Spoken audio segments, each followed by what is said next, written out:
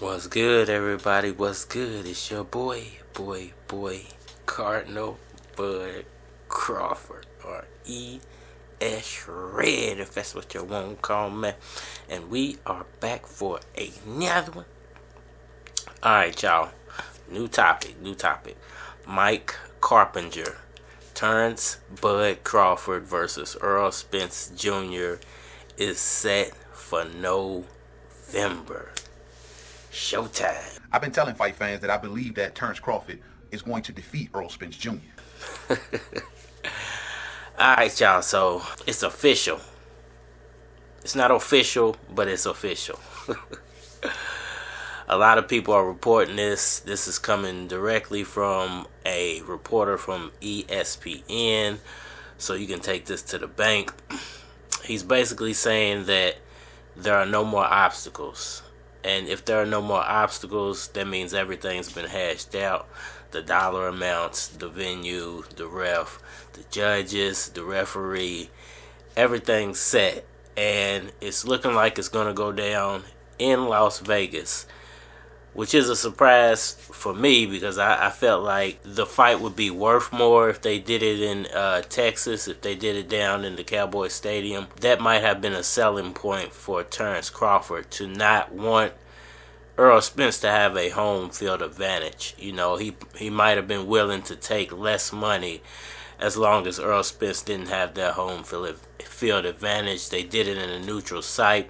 Las Vegas is the biggest betting site for year-round betting, but little known fact that the Derby Day is the highest grossing betting day of the year. So more money is placed on the Kentucky Derby than any other sporting event throughout the year, and that's been for a long time. How does it play out in Vegas? I think that changes the fight a little bit. If you ask me, it changes the fight. It changes a lot of aspects of the fight. Shady things happen in Vegas, so and it depends on what side you think is gonna get gypped in this fight. If you're a Terence Crawford fan and he loses, well, you might feel like it was because they had it in Vegas. If you're an Errol Spence fan and Errol Spence loses, you're going to feel like Vegas had something to do with it. Now, that's not saying nothing bad about Errol. I like Errol. Good fighter. It's just that there's levels. So I think Vegas is going to play a big role as far as the talent levels go. Neutral site, I don't see either one having any type of home field advantage. I want Errol Spence Jr. to come in there throwing a bunch of punches. I want him to turn up the volume. A lot of his fans believe that that's the key to victory for Errol Spence Jr. I don't feel like fans will have any difficulty from either state. Like if they're coming in from Nebraska, if they're coming in from Texas, they're not going to have any problem getting to the venue. So I don't feel like there shouldn't be such a offset in the crowd for either fighter. Neither fighter should have more fans than the other one. It's probably going to be a split crowd right down the middle, if you ask me.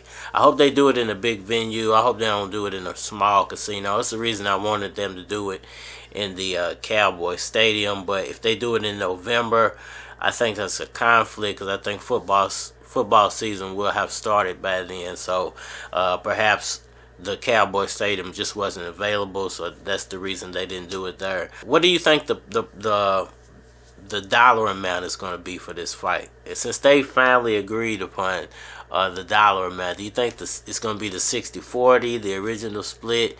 Will it be 55-45? Will it be a 50-50 fight? I believe that it's going to be somewhere around the 25 to 30 million. It could be for both fighters. It could be just for Errol. Terence Crawford gets 10 to 15. I think that's fair. And if he gave in on the price to get the venue, we could definitely see Terence Crawford's share being somewhere around 15 million. He probably got some guaranteed back end off of that, so it could be very lucrative for Terence Crawford, especially if he wins. Errol Spence has one big flaw. That is a pattern with Errol Spence Jr. each and every fight, and that is the fact that Errol gets hit between punches. How does it play out with the pay-per-view numbers, because they're doing it in November? Now, if they do it close to Thanksgiving, I don't know what day Thanksgiving's on this year, but if they do it close to Thanksgiving, where there's a holiday and people are out of school and a lot of people be home, it's a perfect time for everybody to tune in. It could be a conflict, you know, people spend money on their holiday shopping, the holiday food, and, you know, flying in different places. It could be a conflict for people wanting to purchase the fight. There could also be an upside to that because a lot more people will be at home and will be, you know, just got finished eating, or if it's Thanksgiving weekend, or they, you know, they do it the same in the same period of where people are time period of where people are off for Thanksgiving. That'll be perfect time. A lot of people are going to be home. A lot of people are going to be looking for something to watch on TV. So I think, you know, November could be the perfect date. November could be the perfect date. And it could be a perfect early Christmas gift for a lot of people. It's obvious, fight fans. I mean, I've seen it happen over and over and over again. You might want to hold back on one gift to purchase the fight instead. Don't buy them Jordans. Purchase the Errol Spence Jr. Terence Crawford fight instead. We know that Derrick James likes for his fighters to break down the opponent and then eventually make their way inside. I think this is going to be an interesting fight. I'm happy it's finally playing out. I'm happy they got this thing hashed out, because the longer they wait for this one to get done, the longer we wait for the rematch. Now, you know there's going to be a rematch. What about this rematch clause? I think both sides will have a rematch clause, to be honest with you. It would be stupid for one side to have it and the other side not to have it. It would be very unfair, too, for one side to have it and the other side not to have it. So I definitely think there will be a rematch clause.